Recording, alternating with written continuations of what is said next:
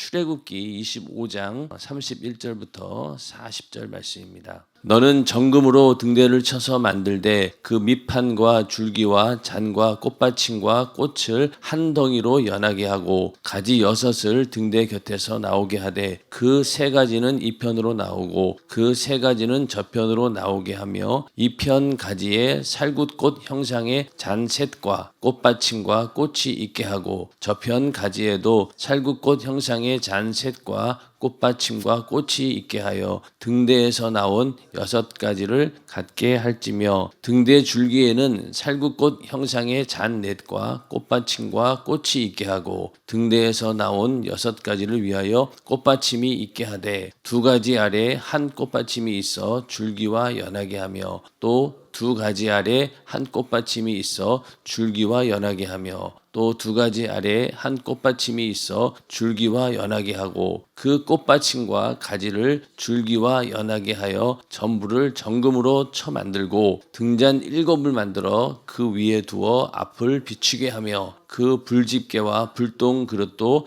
정금으로 만들지니 등대와 이 모든 기구를 정금 1달란트로 만들되 너는 삼가 이 산에서 내게 보인 식양대로 할지니라. 아멘.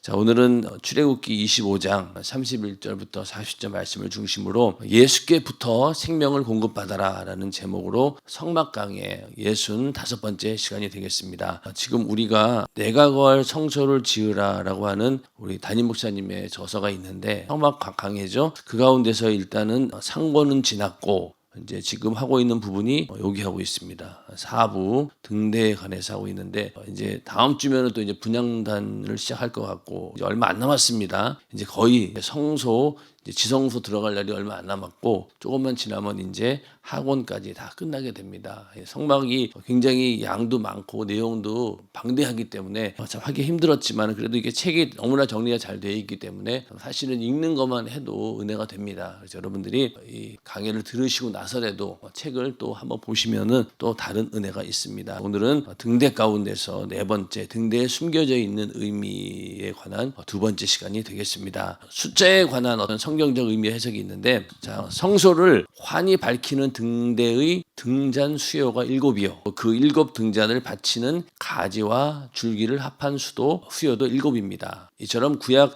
시대 백성이 하나님께 제사하고 하나님을 뵈던 거룩한 장소였던 성소를 밝히는 등대에는 7이라는 수가 투영되어 있습니다. 그 수가 상징하는 의미가 무엇인지 살펴보겠습니다. 그 등대 맨 위에 있는 이 등잔의 수가 7개고 그리고 그 등잔을 받치는 가지하고 줄기의 수를 다 합치면 어떻습니까? 여기 3개, 여기 3개 가운데 하나. 그렇게 해서 총 7개가 된다는 겁니다. 그래서 7이라는 숫자 딱 들어보면 7 숫자는 어떤지 아시겠죠? 성경에 기록된 수 중 몇은 특정한 의미를 내포하며 반복적으로 사용하고 있습니다. 먼저 수요를 세는 맨 처음 수인 하나는 더할 수도 없고 뺄 수도 없는 유일한 수를 의미합니다. 천지 만물을 창조하신 절대자는 유일한 분이기에 하나의 님자를 붙여서 하나님이라고 명명했습니다. 그래서 우리가 하나님 그러면은 하나님은 유일하신 분이다. 나 외에는 다른 신을 섬기지 말라. 그런 것처럼 하나님은 한 분, 유일한 분입니다. 그런데 우리는 하나님이라고 부르는데 이걸 하나님으로 부르지 않고 자꾸만 하느님이라고 부르는 사람들이 있어요.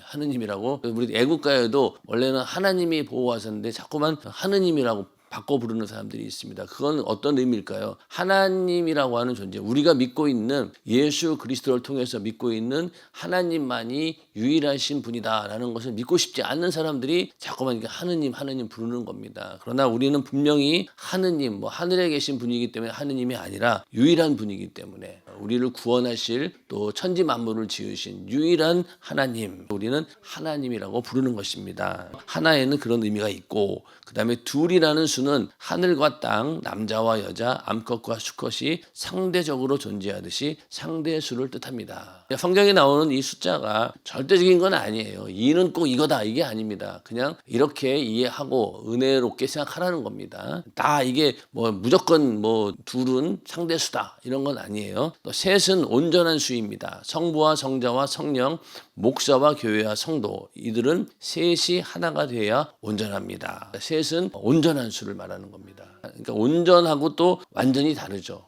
온전한 것은 우리 인간도 어떻게 보면은 하나님 보시기에 온전한 존재로 지었습니다. 하나님 보시기에. 그러나 우리 인간이 완전한 존재는 아니죠. 하나님의 쓰시기에 합당한 그만큼만 온전한 게 바로 온전한 거고, 완전한 것은 하나님만 완전할 수 있습니다. 그러니까 우리는 하나님께서 만든 모든 피조물들은 하나님이 만드신 뜻대로 움직여질 때 온전하다라고 하는 겁니다. 셋은 온전한 수, 그리고 넷은 고난을 견뎌내고 얻은 값진 승리를 의미합니다. 예수님께서 40일간 금식하며 고난 받으셨으나 결국에는 마귀의 시험을 이기셨습니다. 이스라엘 백성이 애굽에서 430년 동안 노예로 압제받은 후 출애굽하였고, 이후 40년간 광야에서 훈련받은 뒤 약속의 땅 가나안 복지로 들어갔습니다. 다 사자가 들어가죠. 그래서 사자는, 우리나라 사람들은 사자를 싫어합니다. 근데 오늘이 4월 4일이더라고 보니까 별로 날짜는 안 좋은데 우리나라 사람은 사자를 죽을 사자로 생각하죠. 그래서 사라고 하는 게 죽음을 의미하긴 하지만 여기에서는 고난과 또 그것을 이겨낸 승리 의미한다는 거죠. 그러니까 우리가 성경에 있는 모든 의미들은 히브리 사상이라 그래서 우리 동양 사상은 아침이 되고 저녁이 되고 밤이 되고 그걸로 끝나지만은 히브리 사상은 항상 어떻습니까? 저녁이 되고 아침이 되니 하루가 되는 거예요.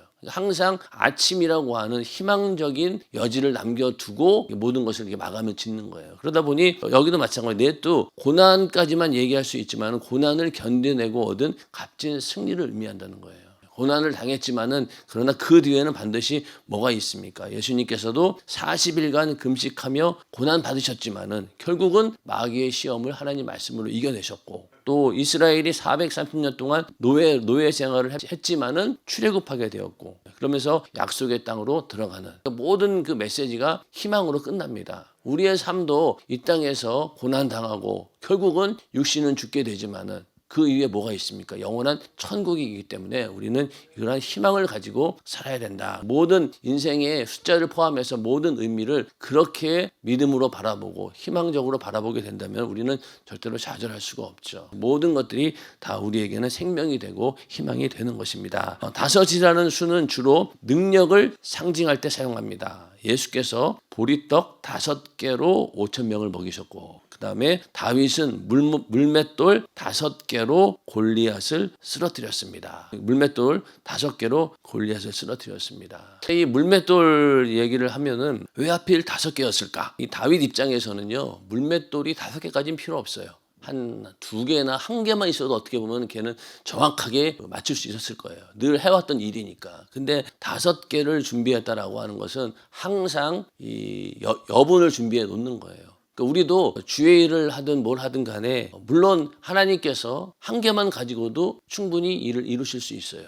근데 우리 입장에서는 어떻습니까? 항상 5개를 준비해야 됩니다. 그 정도로 넉넉하게. 충성도 그렇고 우리의 기도도 그렇고 뭐든 간에 주의 일을 할 때는 이 사전에 이렇게 5개를 준비해 놔야 된다는 거예요. 그런데 많은 사람들이 그냥 1개만 있어도 될 텐데 그게 아니라는 거죠. 항상 넉넉하게 준비를 해놓는 게 우리가 할 일입니다. 그런 믿음을 보시고 하나님께서 역사하시는 거죠. 어떤 경우에는 우리가 주의 일을 하면서 대충 설렁설렁하게 준비해 놓고 하나님이 역사하시길 바라지만 그렇지 않습니다. 보면 하나님이 하시는 일은 철저하게 아주 준비하는 자에게 하나님께서 일을 하신다는 거죠. 우리는 다윗이 물맷돌 5개까지 필요 없었지만 그러나 5개 정도 확실히 준비해서 언제든지 내가 이길 수 있는 태세를 갖추었을 때 하나님께서 이 다윗을 사용하셨던 것처럼 우리도 이 5이라는 수는 능력을 상징한다. 그래서 항상 무슨 일을 할 때, 주의 일을 할 때 우리는 모든 것들을 다 이렇게 점검하면서 경우의 수를 다 생각해 보고 그러고 다 준비를 해야 되는 거죠. 세상 일도 그렇지 않습니까? 세상 일도 어떤 일을 진행할 때 여러 가지 변수들을 다 생각해 가면서 준비하는 것처럼 주의 일도 마찬가지예요. 하나님이 하시는 일이지만은 우리 인간의 입장에서는 그렇게 철저하게 준비를 해야 되는 것입니다. 자, 그 다음에 6은 세상을 지칭하는 수입니다. 하나님께서는 6일 만에 세상을 지으셨고 짐승의 표를 의미하는 수도 666입니다. 6자는 또 이런 의미가 있죠. 7은 하나님이 역사하시는 절대 능력을 상징하는 완전수입니다. 7 완전수다. 그래서 아까는 온전한 것이었지만 이건 완전하다. 위의 내용을 살펴볼 때 성소 등대의 등잔이 7이요. 그 7등잔을 받치는 가지 6개와 줄기 1개를 합한 수가 7인 것은 세상을 비추는 빛이신 하나님, 곧 등대를 지으신 하나님의 완전함을 나타내는 것이요, 빛과 진리와 생명으로 세상을 비추는 예수 그리스도의 완전성을 상징합니다. 그러니까 전부 다 이게 7이라는 거죠. 위에 잔도 7개고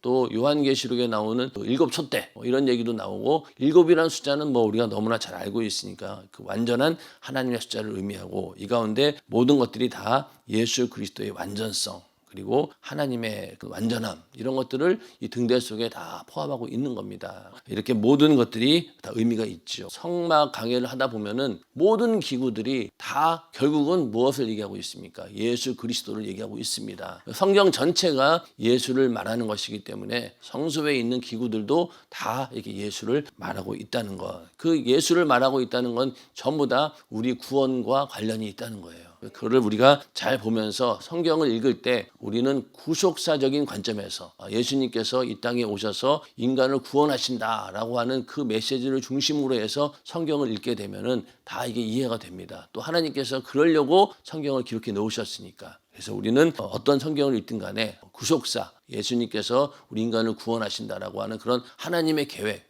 또 예수 그리스도에 대한 이야기로 성경은 가득 차 있는 것이죠. 예. 자, 그 다음에 예수께부터 생명을 공급받아라. 앞에서 언급한 바와 같이 등대는 마치 나무처럼 가운데 줄기를 중심으로 가지가 우측과 좌측에 각각 3개씩 붙어 있습니다. 이 가지 6과 줄기 하나를 합하면 7이 됩니다. 등대의 밑받침은 하나님, 줄기는 예수 그리스도, 가지는 성도를 상징합니다. 자, 우리가 지난 시간에 배웠듯이 이 받침은 성부 하나님, 여기 줄기는 성자 하나님, 그리고 맨 위에 자는 뭘 의미한다고 했습니까? 성령 하나님, 이렇게 삼위일체가 이 안에 들어있다라고 말씀을 드렸는데, 오늘은 여기 보면은 밑받침은 하나님이시고, 그 다음에 줄기는 예수 그리스도, 그리고 가지는 성도를 상징한다. 이렇게도 본다는 겁니다. 여기는 가지가 다 성도들인 거예요. 한가운데 있는 줄기인 예수를 제외하면 사람을 상징하는 가지는 6개입니다. 6은 세상을 의미하는 수입니다. 세상 사람끼리 아무리 모여도 그 속에는 썩어질 세상 것밖에 나올 수 없습니다. 가지 6개가 줄기 하나에 붙어야 하나님의 수인 7이 돼서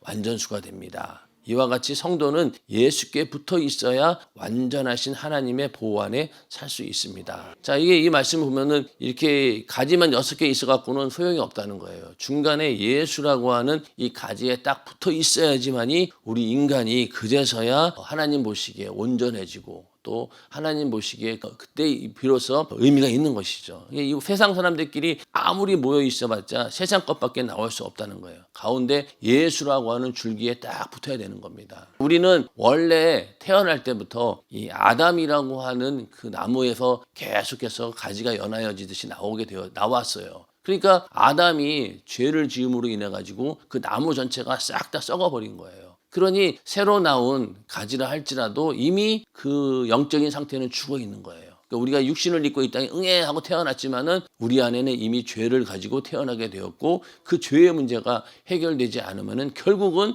그 죄값 때문에 지옥에 가야 되는 그런 신세가 인간인 거예요. 그런데 그 인간을 어디에다 접붙임시킨 거예요? 바로 예수라고 하는 새로운 나무에다가 접붙임을 시킨 거예요. 그렇기 때문에 인간은 태어나서 내 죄를 회개하고 예수를 영접할 때 아담이라고 하는 그 썩은 나무에서 분리되어 가지고 예수라고 하는 그 생명의 나무에 새로 딱 붙게 되는 겁니다. 그러면 그때부터는 어떻습니까? 이제는 예수에게서 나오는 그 생명으로 살게 되는 거죠. 그러니까 죄의 문제가 해결되었으니 이제는 그 생명으로 영원히 사는 존재가 되는 겁니다. 모든 사람들이 각자 이 예수라고 하는 가지에 붙어줘야 되는 거예요.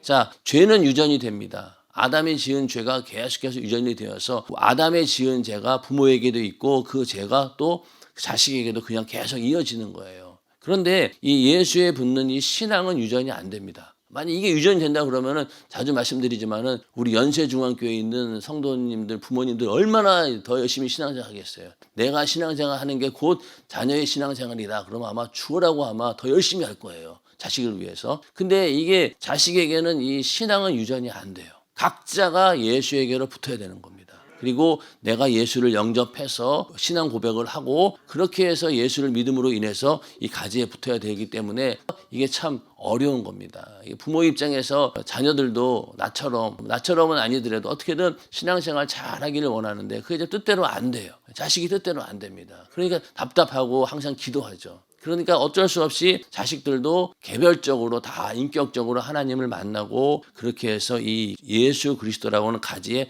딱 붙어야지만이 그 생명을 얻게 되는 겁니다. 우리는 자녀를 위해서 끊임없이 기도하는 거죠. 다만 부모로서 할 수 있는 것은 그들이 예수 믿을 수 있는 영적인 환경은 만들어줄 수는 있어요.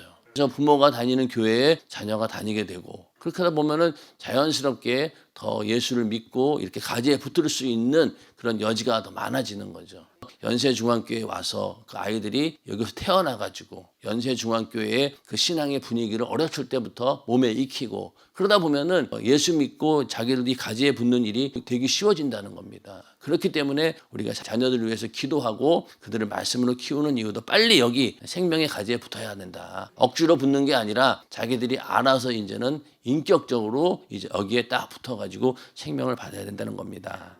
가지 6개가 줄기 하나에 붙어야 하나님의 수인 7이 돼서 완전수가 됩니다. 이와 같이 성도는 예수께 붙어 있어야 완전하신 하나님의 보호 안에 살 수 있습니다. 자, 우리는 다 예수 안에 있는 자이고 이 예수라고 하는 그 생명의 가지에 다 붙어 있는 자들입니다. 가지인 성도가 줄기인 예수께 붙어서 신령한 말씀의 진행을 공급받지 못한다면 등대에 불을 켤 수 없는 것처럼 성도도 생명의 빛을 잃게 됩니다. 교회에서 시험된 사람은 저희끼리 수군거리며 불평불만을 늘어놓습니다. 왜 그렇습니까? 줄기인 예수께 붙어 있지 않아서 생명의 공급이 중단됐기 때문입니다. 가지가 나무에서 끊어지면 그때부터 잎이 마르면서 서서히 시들다가 결국 최후에는 바짝 말라 죽고 맙니다. 이같이 예수 없이 사람들끼리 육신의 소욕으로 뭉치면 결국 마귀의 앞잡이가 되고 맙니다. 참 가슴 아픈 말이에요. 이렇게 신령한 가지에 교회라고 하는 그 공동체 안에 같이 있다가 거기에서 떨어져 나가면은 떨어져 나갔는데 떨어져 나가는 이유가 시험이 들어가지고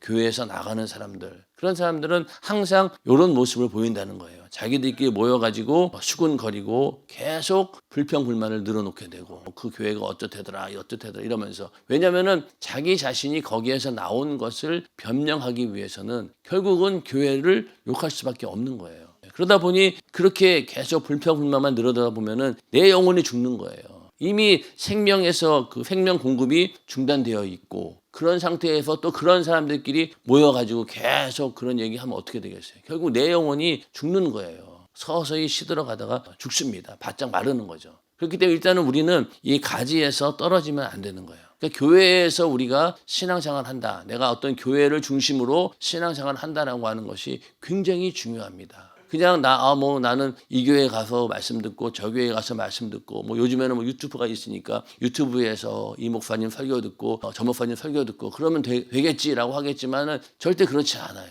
반드시 우리의 신앙은 교회를 중심으로 해서 거기에서 생명을 공급받고 또 내가 그 받은 생명을 나눠주면서 어떻게든 교회 안에서 우리가 신앙생활을 해야지만이 열매가 있는 겁니다. 안 그러면은 그냥 입만 무성하게 보이고 그냥 대단한 것처럼 보이지만은 열매가 없어요. 그렇게 이 교회 저 교회에 다니시는 분들을 보면은 그 특징이 굉장히 말은 화려합니다. 경력도 화려해요. 그런데 막상 그들의 삶 가운데는 열매가 없어요. 그러나 그냥 묵묵하게 교회에 딱 소속이 되어서 변함없이 신앙생활 하시는 분들은 결국에 가서는 나중에 열매를 맺게 됩니다. 그러니까 교회를 중심으로 신앙생활 한다는 게 굉장히 중요해요. 근데 이제 그렇게 하는 사람들을 보면은 이게 교회에 괜히 내가 소속이 돼가지고 사람들끼리 부딪히는 것도 싫고 골치 아프게 염려하는 거 그런 것도 싫고 다 이게 싫은 거예요. 그러다 보니까 점점 교회 생활과 분리를 시키고 그냥 예배 때 와서 말씀만 듣고 그냥 갑니다. 그러면 그 세월이 지나다 보면 남는 게 없어요. 정말로.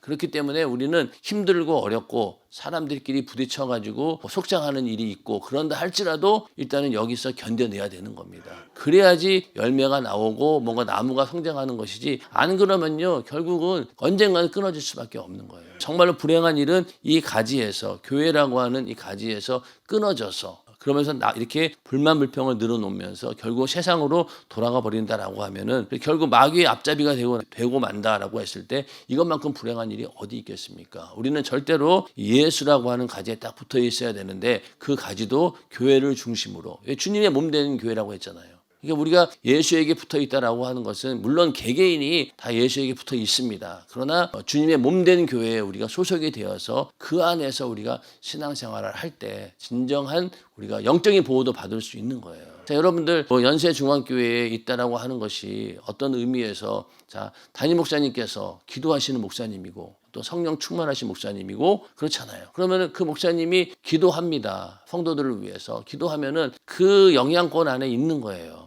우리는 그냥 별거 아닌 걸로 생각하겠지만은 하나님께서 그 기도를 들으시고 우리를 다 지켜주시는 겁니다. 연세중앙교회에 등록해서 이 안에 있다라고 하는 것이 감사한 일인 거예요. 왜? 내가 영적으로 보호를 받고 있기 때문에. 예수라고 하는 그 줄기에서 떨어지지 않도록 딱 붙들어 주기 때문에 우리는 그 안에 있는 것이 행복한 일인 겁니다. 나가면은 이제 전부 다 이렇게 악한 마귀에게 쓰임 받을 수밖에 없다는 거예요. 교회를 중심으로 신앙생활을 하셔야 됩니다. 그리고 절대로 시험 들어서 교회를 떠나는 일은 없어야 된다는 거예요. 만약에 내가 시험 들은 것 같다 그러면은 그 문제가 일단 해결이 돼야 되는 거예요. 또 한 가지는 교회는 나가지 않아요. 그러면서도 이 안에서 시험 든 채로 계속 있는 거예요. 그러니 아무리 생명이 풍성한 곳에 있다 할지라도 내가 입 닫고 있는데 뭐가 들어오겠냐고요. 밥을 먹어야 되잖아요. 근데 안 먹고 그냥 입 닫고 있으면은 아무리 진수성찬이 차려져 있어도 내가 입 닫고 있는데 안 먹겠다고 하는데 어떻게 하겠어요. 결국은 그러다 보면은 그 가운데서도 말라 죽는 겁니다. 그러니까 절대로 우리는 그런 일들이 생기지 않고 언제든지 교회 안에서 우리에게 주는 그 생명을 풍성하게 내 것으로 받아 누리는 그런 행복한 사람들이 되기를 주님의 이름으로 축원합니다. 안 그러면은 이 안에서도 그냥 굶어 죽는 거예요. 그것도 불행한 일이죠. 예. 성령 받아 예수께 붙어 있다가도 예수에게서 끊어지면 다시 세상에 속하게 됩니다. 예수 없이 사람들끼리 만나면 거기서 나오는 것이 육신의 소욕뿐이며 복음을 반대하고 예수를 부인하며 성령을 거스리는 행위만 자행하게 됩니다. 이 예수를 믿고 성령이 충만하면은 세상과 자동으로 끊어질 수밖에 없어요. 그러니 예전에 만나던 세상 친구들, 동창회 이런 것들 가고 싶은 마음도 없을 뿐더러 가면은 항상 손해를 봐요. 아유, 내가 괜히 갔구나. 물론 그들에게 내가 전도해야지라는 마음으로 일단은 갔는데 막상 가보니까 어떻습니까? 그 분위기에 나도 모르게 휩싸이게 되는 거예요. 그러니까 언뜻 또 거기서 이제 오랜만에 친구를 만났는데 그 친구 내가 학교 다닐 때는 나보다 훨씬 공부도 못하고 그런 애였는데 갑자기 시집 잘 갔는지 막 부자가 돼가지고 막 좋은 차 타고 다니고 좋은 옷 입고 다니니까 와 이러면서 난 뭔가 이러고 나를 보니 굉장히 초라해 보이는 거예요. 그러면 또 그게 시험 드는 거예요. 그만큼. 그러니까 내가 지금까지 신앙생활만 열심히 했지 한 게 없네 이러면서 슬슬 마음이 그렇게 들어오기 시작하면은 결국은 그거 헤어나오지 못하면 어떻게 되겠어요? 안 되겠다. 다시 세상으로 나가서 나도 저렇게 살아야 되겠다 이러지 않겠어요? 그러니까 그런 것들을 다 사전에 차단을 시키고 또 성령이 충만하면요 그런 마음도 안 들어요. 오히려 그 영혼이 더 불쌍해 보이고 예수 믿어야 될 텐데 이런 마음만 들고 웬만하면은 그런 자리에 가지 않습니다. 그러다 보니 세상과 자연적으로 구별이 되는 것이죠. 그들을 위해서 기도하고 복음을 전할 수 있는 기회를 위해서 만나는 것은 필요하겠지만 이러한 불필요한 자리에 나가봤자 영적으로 손해라는 겁니다. 자, 하나님께서 공급하시는 진액은 오직 예수를 통해서만 받을 수 있기에 우리가 하나님의 보호 안에 거하는 유일한 길은 예수께 온전히 붙어 있는 것입니다. 다른 게 없어요. 예수 외에는 절대로 우리에게 영혼의 생명을 줄 수 있는 것은 아무것도 없습니다. 그러니까 이거에 우리 신앙에 딱 중심을 잡고 있어야 돼요. 예수 외에는 다른 게 뭐가 우리에게 뭐가 위안을 주고 생명을 줄 수 있겠어요. 아무것도 생명을 줄 수 없어요. 죽으면 다 끝나요. 아무리 좋은 것을 내가 누린다 한들 죽으면은 다 끝입니다. 그런데 예수의 생명은 어떻습니까? 죽음 이후에도 우리에게 영원한 생명을 주기 때문에 우리는 어떻게든 예수로 주시는 그 생명을 우리가 얻어야 되는 것이죠. 정금으로 만든 등대의 좌우측 가지가 아무리 아름답고 훌륭해도 한가운데 있는 줄기에서 끊어진다면 무용지물이 되고 맙니다. 그러기에 우리는 내 기분이나 감정이 아닌 반드시 예수라는 가지에 붙어서 생명의 진액을 공급받는 신앙생활을 해야 합니다. 그러니까 옆에 가지가 아무리 화려해도 어떻습니까? 붙어있지 않으면 소용없다는 거예요. 생명의 진액을 공급받는 신앙생활을 해야 됩니다. 주님께서 인자가 올 때 세상에서 믿음을 보겠느냐라고 말씀하신 것은 주님이 재림하시는 그날까지 그에게 확실히 붙어 있어야 한다는 말입니다. 인자가 올 때에 세상에서 믿음을 보겠느냐? 너희는 그때까지 끝까지 붙어 있으라는 거예요. 견뎌내라는 겁니다. 자기 자신의 뜻을 포기하고 범사에 하나님의 말씀, 주님의 뜻대로 살아야 하는 것입니다. 이게 바로 우리의 진정한 믿음이죠. 끝까지 견뎌야 된다는 겁니다. 만약에 끝까지 견디지 못하면 결국은 떨어져 나가는 거예요.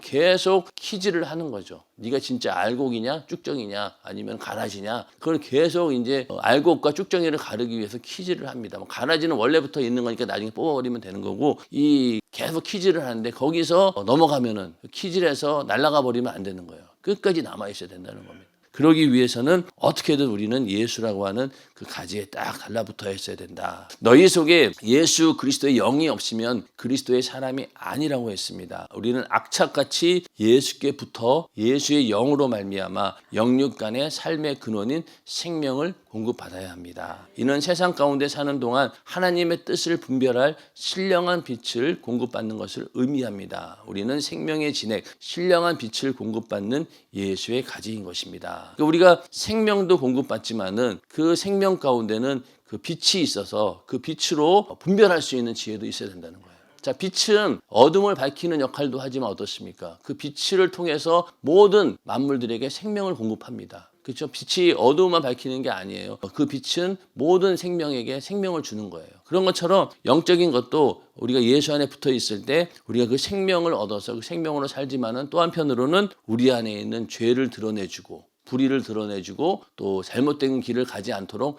밝혀주는 그런 빛의 역할도 한다는 겁니다. 생명의 진액, 신령한 빛을 예수로부터 공급받는 그런 가지가 되어야 된다는 것이죠. 따라서 예수를 떠나서 세상과 짝하여 세상 지식을 받아들이고 자기 논리와 이론을 드러내는 주님과 끊어진 가지가 되어서는 절대 안 됩니다. 신앙생활 경륜이 높아질수록 줄기 되신 예수께 붙어서 수많은 열매를 맺어야 합니다. 그리고 직장, 가정, 인간관계 등 매사를 예수 중심으로 살아 생명을 얻되 날마다 더욱 풍성히 얻어야 합니다. 아멘. 예수는 영원한 생명이시기에 예수께 붙은 자는 절대로 삭정이나 고목이 되지 않음을 기억해야 합니다. 아멘.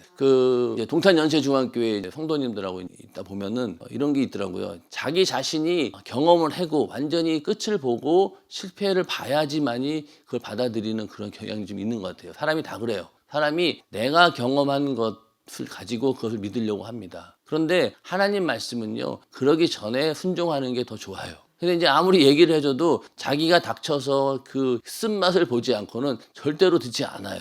대부분 사람들이 그렇습니다. 그런데 지혜로운 사람은 사전에 그런 일을 당하기 전에 얘기해 주는 걸 빨리 듣고 순종합니다. 그러면 후환이 없어요. 근데 기어이 끝까지 자기가 그걸 당하고 겪고 그런 다음에 돌이킨다라고 하면 어떻습니까? 시간도 지날 뿐더러 거기에는 어마어마한 또 손해가 있는 거예요. 자, 탕자가 있는데 물론 탕자가 밖에 나가서 고생 하다가 하나님의 은혜를 깨닫고 돌아오는 것 참 감사한 일이죠. 그런데 안 나가면 얼마나 좋겠어요. 차라리 안 나가서 허랑방탕한 생활 안 하고 정말로 지혜롭게 아버지의 뜻을 잘 따라서 그 안에 있으면은 더 좋은 결과가 나왔겠죠. 그런데 탕자는 기어이 나간 거예요.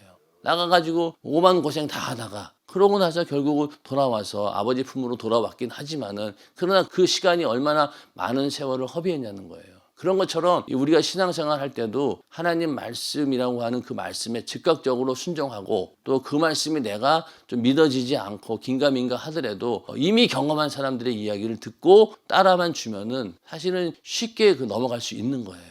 그런데 기어이 자기 고집 피우다가 다 겪고 나서 나중에 이게 아니었네 이러면은 얼마나 손해냐는 거예요. 그렇기 때문에 먼저 이렇게 겪은 사람들의 이야기를 잘 듣고 그냥 순종하면은 사실은 내 영적으로 이득입니다. 여러분들이 하나님 말씀을 들을 때 그냥 지나가는 말로 들어서는 안 돼요. 이게 그 의미가 있는 겁니다. 그래서 그걸 듣고 빨리 내가 나를 고치고 나를 이렇게 바꾸고 거기에 딱 맞춰서 순종하게 되면은요, 엄청나게 영적인 그런 세월들을 아낄 수 있는 겁니다. 그래서 우리가 이 하나님 말씀대로 산다는 것, 이렇게 모든 직장, 가정, 인간관계든 매사를 예수 중심으로 살아 생명을 얻는 그런 날마다 더 풍성히 얻는 그런 날들이 되기를 주님의 이름으로 축원합니다. 그렇기 때문에 연세중앙교회 우리 교회에서 계속해서 믿음의 스케줄들이 나오잖아요. 그럼 거기에 그냥 순종하는 것이 100% 유익인 거예요. 그냥 물론 힘들죠. 육신은 힘들어요. 그런다 할지라도 그걸 따르는 것이 결국은 내 영혼의 유익인 겁니다. 아무리 40일, 10일 작전 기도 했는데 나는 못해. 이런저런 이유를 대면서 이거 어떻게 할 수 있어. 직장 다니면서 어떻게 7시 40분까지 나와가지고 30분에 나와서 매일 기도할 수 있겠어. 그런 얘기 밤낮 해봤자 결국은 벗어나지 못합니다. 그러나 단 하루라도 내가 어떻게든 그 자리에 나와서 기도하겠다라고 하나님의 그 스케줄에 내가 맞추겠다라고 노력했을 때 하나님 역사하지 않겠습니까? 홍해 바다를 가를 때도 발을 내딛지 않으면 절대로 열리지 않았어요.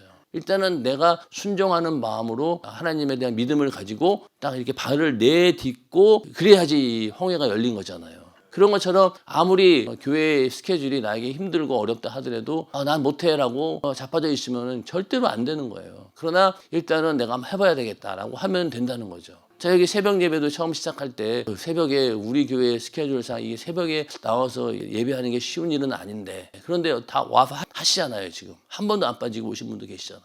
그런 거 보면은 우리가 하고자 할 때 그 믿음을 보시고 하나님께서는 역사하신다.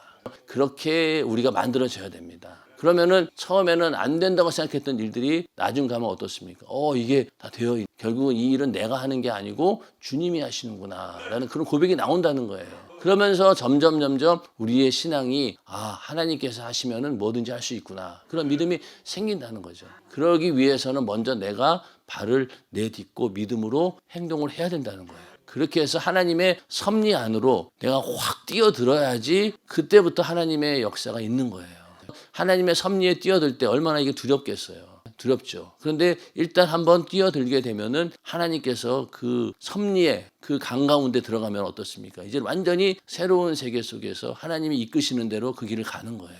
그러면은 이게 내가 정말로 여기 뛰어들기를 잘했구나. 그런 마음이 든다는 거죠. 근데 거기서 계속 주저한다라고 하면은요, 절대로 하나님이 주시는 능력, 또 하나님이 주시는 그런 은혜, 하나님 역사를 체험할 수 없다는 거예요. 과감하게 뛰어드셔야 돼요. 교회 생활하는 것이 두렵고 예전에 내가 교회 생활하면서 이런저런 상처를 받아가지고 나는 다시는 내가 이 사람들하고 어울리지 않아. 그런 마음을 가졌다 할지라도 이제는 그런 걸 버리셔야 돼요.